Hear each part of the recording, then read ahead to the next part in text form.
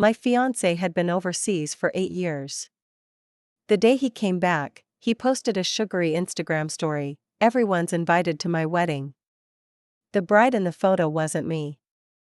Later, I went to try on a bridal gown. I happened to bump into him. He sneered, "Did dressing up as Luna make you think I'd marry you?" I smiled sweetly. "I never said I was marrying you either." Then came his wedding day. I walked into the cathedral on the arm of his youngest uncle, the man originally slated to marry there, wearing the wedding I'd once dreamed of. The man who used to be untouchable pulled me into his arms and carefully slid the wedding band onto my finger. The day Julian flew home, I waited for him at the gate of the Vance estate. Close to midnight, several luxury sedans rolled in from the distant gates and disappeared into the garage. Moments later, Julian emerged with Luna, the starlet of the moment, his arm around her waist. A cluster of his buddies followed. One of them glanced at me and laughed loud enough for the whole driveway to hear. "Well, if it isn't our ex-sister-in-law." Only that evening Julian had posted his public reveal Instagram, "Everyone's invited to our wedding." In the photo, the bride gazing adoringly at him wasn't me. The same image appeared on Luna's Twitter, and within minutes gossip blogs were buzzing. "It girl Luna to wed into billionaire Vance dynasty." That was how I learned I no longer had a fiancé. A month earlier I'd flown out to visit Julian. He'd sworn solemnly that the long-distance nightmare was almost over. All month, lagging clocks and oceans between us, we'd still video-called morning and night.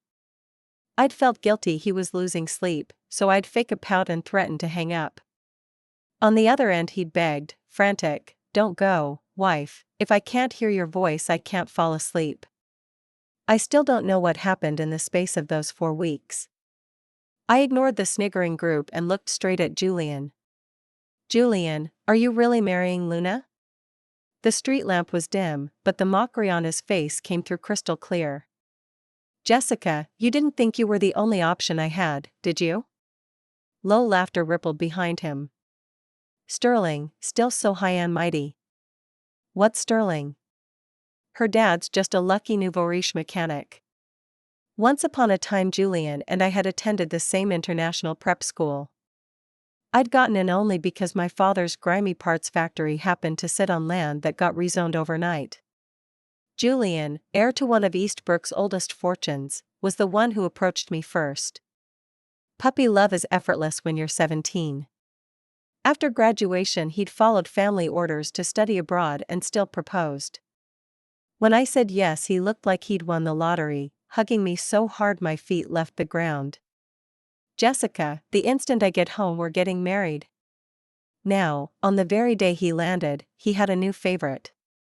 That favorite stood in front of me, every inch the starlet. "Sterling, could you move, please?" One of Julian's friends chimed in, "Good dogs don't block the door." Another burst of laughter. I drew a slow breath, forcing my emotions into a sealed compartment. "Julian, give back the jade amulet I gave you." "What jade amulet?" Impatience coated his face. "Jessica, you're camped on my doorstep at midnight, don't tell me you're here for a payoff?" I stayed planted in the entrance, arms stretched across the doorway. I raised my voice. 3 years ago you begged me for that jade amulet, give it back." The flat white pendant carved with a laughing Mithriya had been the last gift my mother gave me before she died. It wasn't valuable, but to me it was irreplaceable. On Julian's birthday that year I'd worn it for the first and only time. He'd spotted it and coveted it instantly, dropping hint after hint until I caved. I hesitated, then gave it to him as a birthday present. That night he turned it over in his fingers, whispering against my ear, "I'm putting this in the exact center of my display case." I snapped back to the present. "Need me to remind you how you begged?" Julian's face darkened, shame flipped to fury. "You want it? Fine, go find it yourself." He seized my arm and flung me aside. Inside, I ignored the fire in my shoulder and followed them into the Vance estate. Julian jerked his chin toward a corner. "Look all you want." I turned, In the foyer sat the luggage he'd shipped back, several suitcases and 7 or 8 stacked cartons. Luna, nestled against Julian, patted his chest. "Baby, don't be mad, it's just junk." Julian's scowl softened, he waved the others on. "Guys, don't let this kill the vibe, let's move to the Vance for round 2. Luna beamed. "George has food and drinks waiting." "Party till dawn, people." A chorus of "thanks, sis," and "sis is the best," echoed as they trooped away. I tuned them out, snapped open the first suitcase and rifled through. When every pocket had been turned inside out, I shifted my attention to the cartons the packing service had sealed. I headed toward the kitchen looking for something sharp, but George's steps pursued me. "Sterling." The butler who once greeted me with smiles now looked carved from ice. "Sterling, Master Julian has not authorized you to go beyond the foyer." I gave a brittle laugh. "George, can't I even borrow a pair of scissors?" He stayed put. "I'm sorry." I got the message, returned and attacked the cartons barehanded. Each item was cocooned in bubble wrap and tape, I had to pick and peel. Ow, I glanced down, my index nail had split, a triangular shard hanging by a thread of skin. A light laugh floated from the sofa. At some point Luna had materialized, freshly showered, robe slipping off one shoulder. "Careful, Jessica. Don't walk off with anything that isn't yours." I said nothing, kept tearing. Finally I pried open a large jewelry box, and there lay my jade amulet, unguarded, its upper right corner snapped clean off. My fingers shook as I lifted it out. The stone still felt warm, but the fracture was permanent. Luna, spooning bird nest soup, gave a lazy smile. "So it did exist." "Shame, I thought it was something special." She lifted her voice. "George, toss this junk. Julian doesn't want any of it." I studied her for 2 heartbeats, then spoke. "That cashmere coat you're wearing? I bought it for Julian." Color drained from her face, she slammed the bowl down and yanked at the buttons. "Have it back." I sounded distant even to myself. "Keep it, all of it, right down to the trash." Ignoring her sputtered rage, I walked out. Night pressed down like spilled ink, fine rain began to fall. My car hadn't been allowed past the gate, so I headed downhill through the drizzle. Far ahead, the iron doors slid open and headlights swept up the drive. As I got closer, I saw it was a black Maybach with a silver roof. The rear window glided downward, revealing a refined, imposing face. Though we had met only a handful of times, I recognized him instantly, Julian's uncle, Sebastian. Most of what I knew about Sebastian came from Julian, the youngest son of the Vance patriarch, cold-hearted from childhood, ruthless by temperament. Once he seized control of the family, he left no room for anyone else. I no longer cared whether Julian's stories were true. All I knew was that, unlike Julian, still without a single impressive accomplishment to his name, Sebastian was genuine dynasty, forever untouchable. The rain wasn't heavy, but against the gleaming luxury sedan it was enough to make me look a wreck. Sebastian's gaze was cool and measured. "Get in." I shook my head. In the past I had followed Julian in calling him uncle, but from now on there was no need. I thought for a second, then refused. "Vance, Julian and I are no longer related in any way." Sebastian pushed the door open, swung his long legs out, and stood in the rain. "It's raining," he said. "Get in the car." Only then did I realize someone could wield courtesy with such force. I never wasted effort fighting lost battles, so I climbed in. I asked Sebastian, "My car is just outside the gate. Could your driver take me there?" He gave a single nod. "Wait a moment." He took out his phone and dialed. When the call connected, he said, "Julian, I don't care what you're doing, get to the front entrance now." His voice was low, edged with irritation. The Maybach glided to the gate. Sebastian sat impassive as the door swung open and a cluster of half-drunk guests stumbled out, eyes glazed.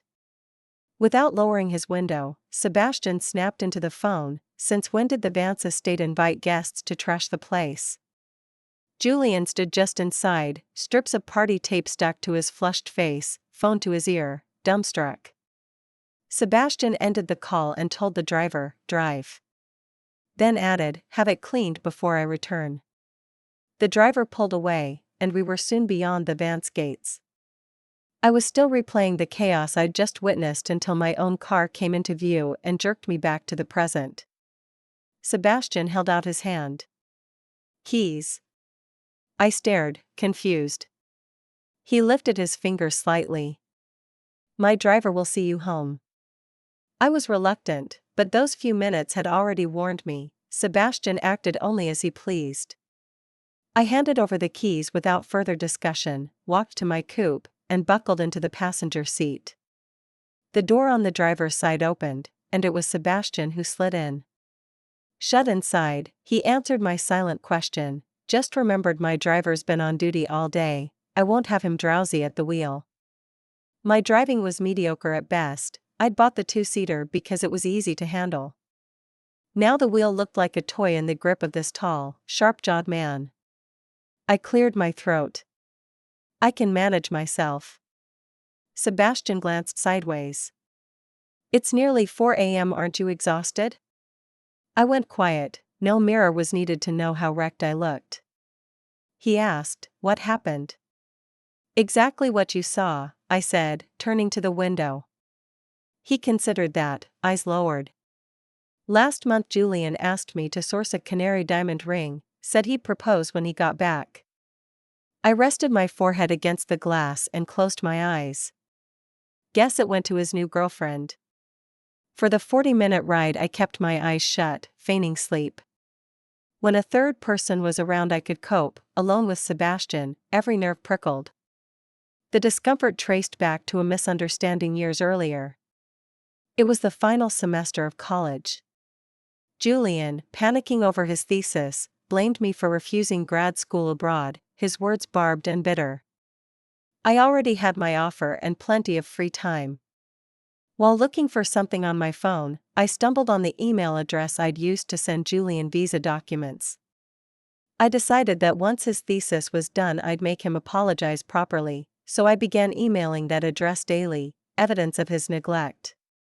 At first I wrote only about my day. A month later the inbox had become my diary, stuffed with every private thought. I gave up hoping he'd reply and started fantasizing about the day he'd stumble on the messages and realize what he'd missed. The eve of graduation, a friend wanted final dorm photos. Before sleeping I snapped a picture. I wore a slip dress, cut close and curve-skimming. My friend teased, "With a body like that, send it to him and watch him squirm." On impulse I emailed the shot, hardly indecent, impossible to call innocent. The first and only reply came, "This is Sebastian." Remembering one's own stupidity always makes you want to bury yourself alive. I played dead until we reached my building, then slipped upstairs. After a shower and careful makeup, I headed to Sterling. By the pantry I caught colleagues gossiping about Julian and Luna's engagement.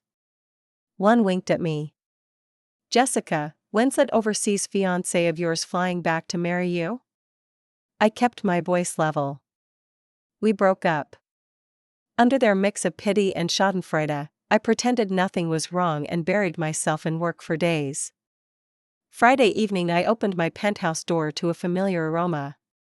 "Dad." I hurried to the kitchen.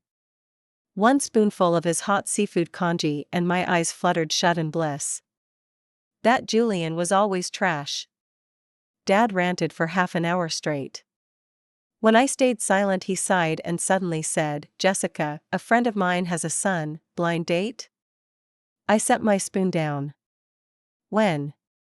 Dad blinked. I studied the gray threading his temples and smiled. "Dad, life goes on." He beamed, relieved. Worried I'd changed my mind, he texted the details at dawn next day.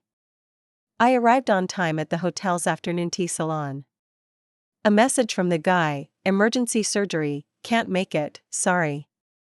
I wasn't annoyed, I'd enjoy the spread solo. Fate, however, had other plans. Julian walked in to pick up a to-go cake. Seeing me alone, he strolled over, grinning. Jessica, still addicted to sweets? Dining solo? I smiled back.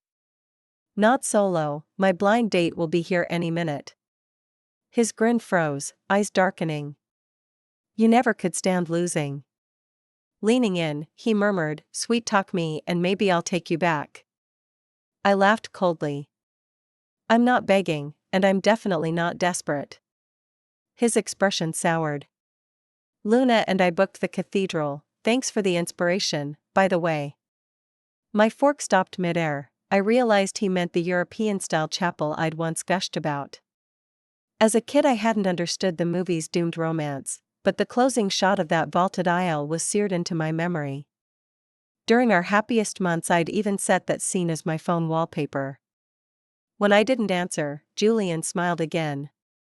Jessica, instead of wasting breath being stubborn, why not grab the chance I'm handing you? He tossed out, think it over, then come find me, and walked off. I stayed rooted to the spot, fighting the urge to run after him and ram my fork into his mouth. Then I heard footsteps pause behind me. I looked up, another Vance. Sebastian had two men trailing him, they looked as if they were here for a meeting. He gave a mild smile. Flying solo? Still furious, I answered rudely, what, Vance, never seen anyone on a blind date? Sebastian blinked, then angled his head and waved the two men away. He stepped around to the seat opposite me, the one meant for my date, and sat down. I didn't get it. I just wanted out of there so I could go home and check the almanac for whatever curse I was under. Sebastian spoke as if this were the most natural thing in the world. I'm Sebastian, 33, 7 years older than you, currently executive director of Vance. Never been in a relationship. I stared. Sebastian gave a helpless chuckle and glanced at the chair. Doesn't look like there's a sign saying Sebastian prohibited either. I straightened my spine. Vance, that's not remotely funny. I'm not joking. He beckoned the server, opened the menu, and started to order. Dark chocolate or pistachio? He asked. I said nothing. He didn't push, just watched me quietly. I caved. Chocolate. Sebastian ordered only a black coffee and handed the menu back. His manner was gentle, courteous, his cadence perfectly measured, steady. Impossible to read. What came out of his mouth next was even more surreal. My full financials, my assistant will send you a breakdown later. If there's anything you want to know about me, ask directly. I clasped my hands, squeezing the web of my thumb. The food arrived. Sebastian was quiet a moment, then said, take your time thinking it over. Only after I'd said goodbye to Sebastian, climbed into my car, and spotted the boxed dessert beside me did I finally feel like I was waking from a dream. Sebastian had actually gone through with the blind date. Back home, Dad was waiting in the living room, apologetic. Jessica, I heard from Butler, something urgent came up at the hospital. I gave a non-committal "oh." Dad pressed, Butler's still a great catch. How about we set up another meeting? I shook my head, burrowing my face into a throw pillow. If we're talking textbook excellence, who could outrank Sebastian? Thinking of him tangled my mind into knots. The chaos followed me all weekend. Monday at lunch an unknown number rang. A woman introduced herself as one of Sebastian's personal assistants. I met her at the Sterling entrance, early 30s, razor-sharp vibe. She handed me an insulated lunchbox. I'll bring you a balanced meal every noon. If you have other plans, let me know in advance. Also, Vance asked me to give you this file. I carried both items back upstairs. I texted Sebastian a question, no reply came. Guessing the envelope held the promised financial summary, I left it sealed. Inside the box, besides a colorful lunch, sat a tiny strawberry mochi. Just before the break ended, my phone buzzed, Sebastian calling. I ducked into the stairwell. Fatigue lined his voice. Sorry, my morning was insane. I gripped the phone. I still don't get it, why me? He gave a soft laugh. Why not you? I was momentarily dazed. Back when Julian confessed to me, a girl who couldn't stand me blocked the doorway, demanding what made me so special. I'd been fearless, firing back, why the hell not me? Sebastian asked next, you're too thin, I figured daily meals might help. Is the drop-off convenient? I murmured, it's fine. And so Sebastian and I drifted into a hazy, undefined routine. I'd always pictured us living on different planets, but once we were actually interacting, he didn't feel untouchable. Another weekend rolled around. Sebastian invited me to a hot spring resort outside the city. I hesitated. I'll have my own room, right? Sebastian's mouth curved. It's a getaway, not a setup. Where's your mind going? I snickered and went to pack. The hotel, owned by a friend of his, was still in soft opening, nearly empty. After dropping my bag, we walked toward the restaurant. At the entrance I spotted a familiar figure and caught his arm. That's my CEO. He frowned slightly. Realizing I'd acted like we were sneaking around, I let go, worried he'd mind. Come again, Sebastian took my hand. Then we'll dine in the suite. His palm was warm, dry, quietly strong. I didn't pull away, I followed him back. Minutes later, waiters delivered our order. I ladled soup into his bowl. I didn't mean to, just didn't want my boss to know. I explained, I plan to resign and launch my own ad agency. If he learns about us, he might not let me leave so easily. Sebastian tasted the broth.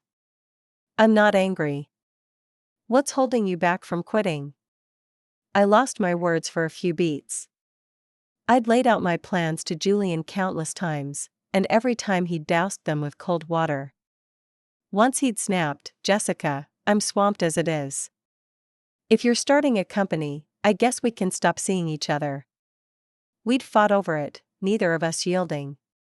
When I found out he'd cheated, I even wondered if my stubborn ambition had pushed him away. Sebastian spoke gently, spell out the roadblock, maybe I can help. I thought hard and couldn't pin down a concrete obstacle. I wasn't sure what exactly had me caged. People keep saying startups are brutal. Sebastian smiled. If I remember right, you ranked in the city's top 10 on the college entrance board, graduated first in your master's cohort, and climbed the ladder nonstop at work. I was startled, how did he know?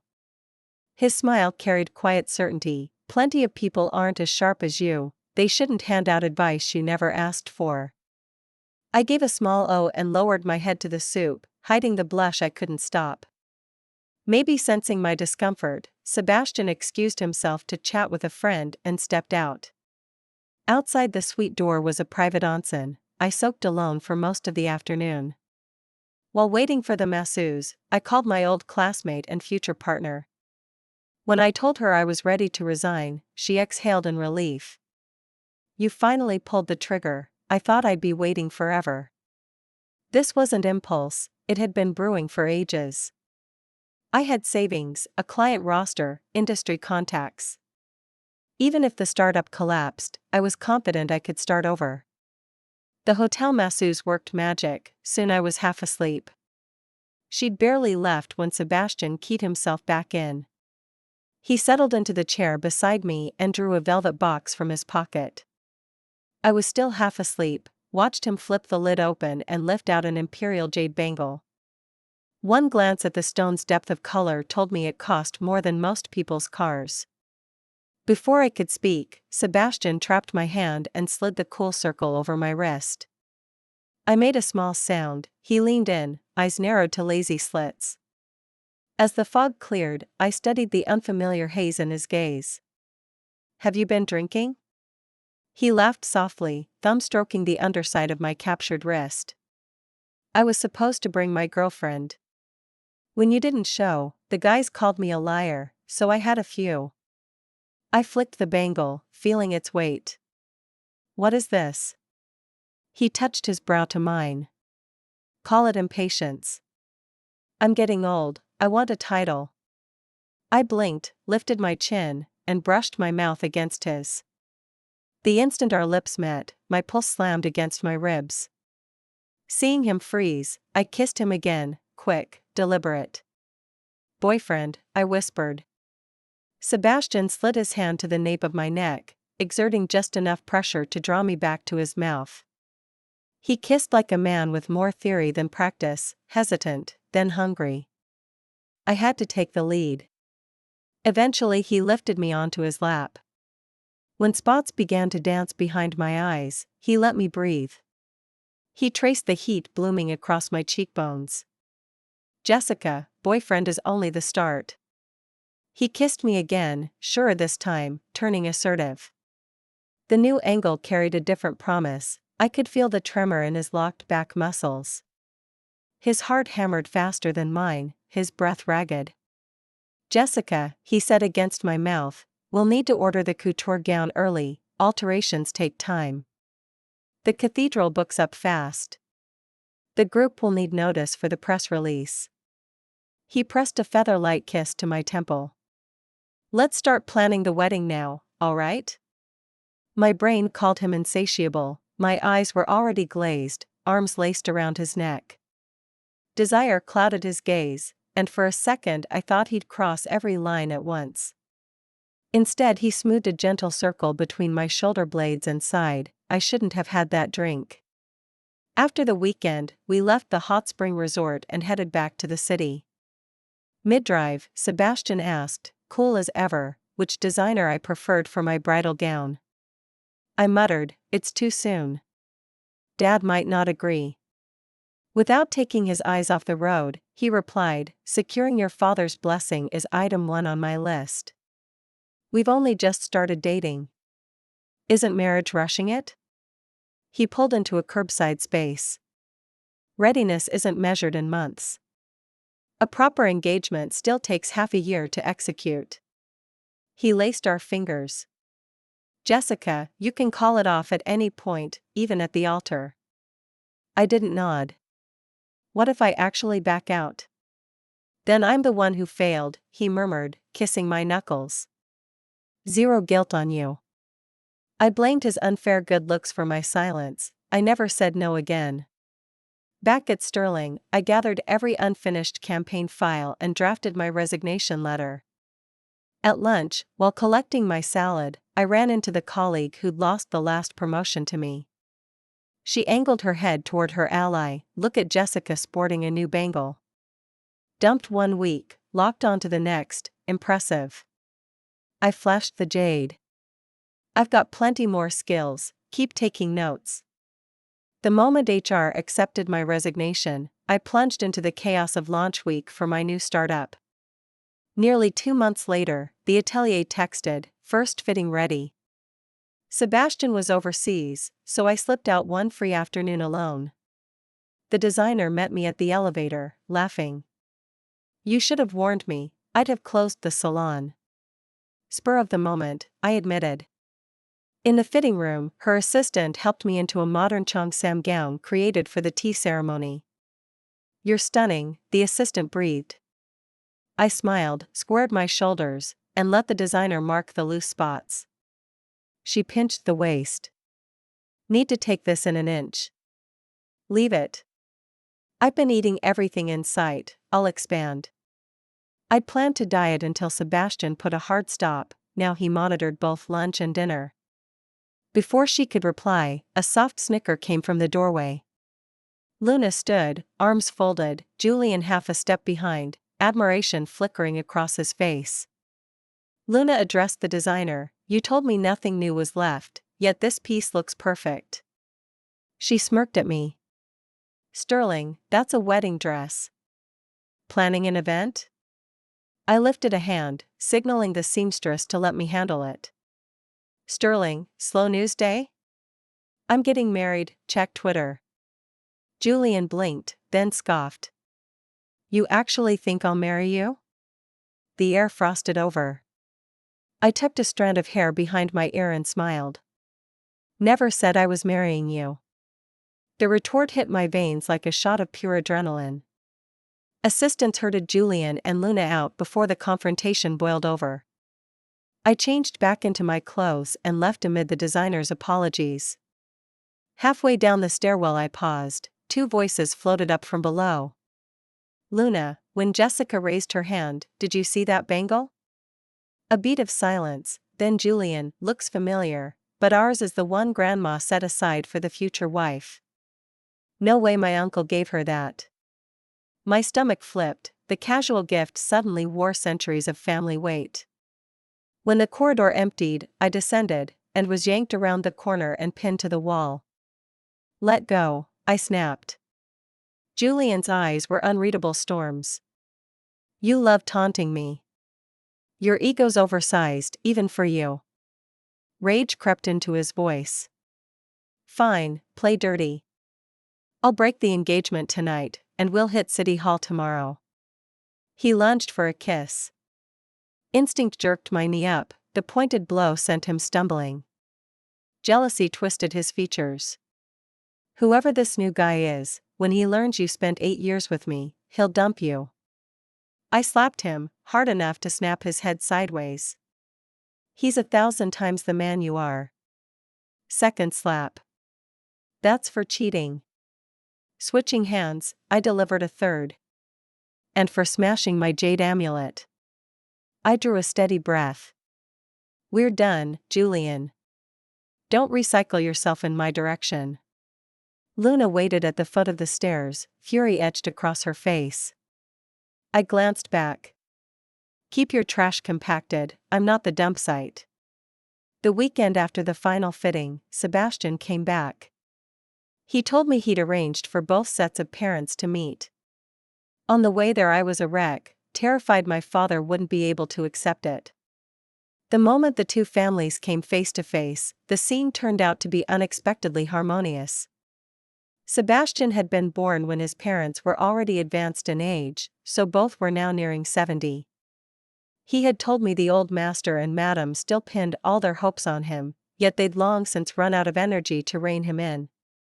This time, the two elders looked at me with nothing but kindness in their eyes. Sebastian's elder brother and sister-in-law, Julian's parents, were almost 20 years older than he was, and there was a history of power struggles between them. They had never been close. It wasn't my first time meeting Julian's parents. I knew they used to think I had an ulterior motive and had always treated me with cold indifference. I'd braced myself for awkwardness. Instead, they spoke to me politely and offered Sebastian and me their blessing for a happy marriage. Around one table of perfectly respectable people, we finished the meal in warmth and harmony. I walked my father to the car and asked, "Daddy, are you truly happy tonight?" I felt a little guilty. I'd been so swamped with work lately that I hadn't paid him enough attention. Dad laughed and said, "Do you know that for the past 2 months little Vance has called me every single day to pave the way for tonight?" Jessica, I never meant to make life hard for anyone. I only want you to be happy. My eyes stung. I couldn't help throwing myself into his arms. He raised his hand and gently patted the top of my head. Good girl, go do what you want to do. The valet pulled up. I waved goodbye to my father. Sebastian had also seen his family off. He came to my side. As usual, he took my hand. Move in with me. I turned back and looked at him in silence. The man I once saw only in news reports. The man who, each time I greeted him with uncle, answered with a curt mm. Right now he was gazing at me intently, tenderness fathoms deep in his eyes. Only then did the reality that we were about to marry finally sink in. With both the Vance estate and the clifftop mansion Sebastian had bought as our wedding house under renovation, I moved into the penthouse apartment he was using temporarily. The night I took the master bedroom Sebastian claimed he was swamped and didn't come home, leaving the vast space entirely to me so I could adjust. When I woke, even the housekeepers were unfamiliar new faces. I smiled, accepting Sebastian's wordless consideration. I arrived at Sterling right on time. My partner was already waiting outside my office. The new company had recently settled into its groove and business was running smoothly. Puzzled, I looked over. She pulled me aside. "Julian's in the reception lounge waiting for you." A little surprised, I went straight there. Julian looked awful. "Jessica, Luna, and I are finished." I remained standing. "So?" His eyes were rimmed red. "Do you know why I broke up with you?" I didn't answer. I really didn't care much.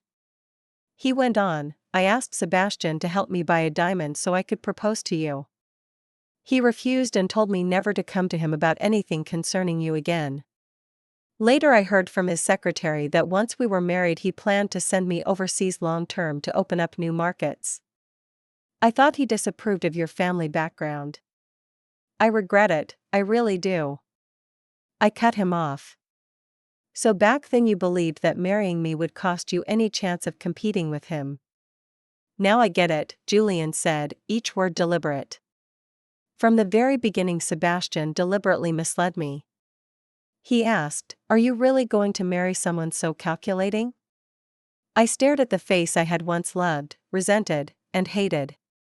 Even now he blamed everything on someone else, refusing to admit a single fault of his own. I looked straight at him and discovered that inside me there was only blank calm. I opened the door of the reception lounge, signaling Julian to leave. "Though I don't really care, thank you for telling me the whole truth." That evening I'd barely stepped inside when I found Sebastian already waiting. Seeing how calm I looked, he lowered his gaze over dinner and ventured, "I heard Julian came to see you today?" I gave a soft and said, "Nothing much, just goodbye." Sebastian nodded. "The board has decided to station him overseas long-term. He won't get another chance to make trouble." After dinner we each worked for a while. I went to the study to pick up some printouts. When I turned around I spotted Sebastian circling our wedding date on the calendar. It was the very date I had once obsessed over. Beside it was pinned the familiar photo of the cathedral. I marveled, the real petty one was right here beside me. A little after 9, I was blow-drying my hair when Sebastian, fresh from the guest bath, walked into the bedroom. He took the dryer from my hand and dried my long hair strand by strand. When quiet returned to the room, I tugged the belt of his robe. I flashed him a smile. "Sebastian, you're in trouble." I stood on tiptoe, leaned to his ear, and whispered teasingly, "I've discovered your little secret." Sebastian pinned my hands behind my back, bent down, and kissed me. I tilted my head up in surrender, meeting his kiss. My chest was flooded with desire I could no longer hold back. And I knew his ran even deeper. When the robes had both slipped to the floor, I lifted my head and nipped at his Adam's apple. "Do you like it?" The old nightgown had been tossed. What I wore now was a slip cut so high it could never be allowed in front of a camera. In a husky, trembling voice Sebastian said, "I've liked it for a long time." His hot, damp fingers intertwined with mine as we tumbled together into boundless desire. Time flew to the wedding day. Guests filled the cathedral, waiting for the vows. Watching Sebastian pace the bridal suite to steady his breathing, I teased, "The way you're acting, people will think the license we picked up yesterday is fake."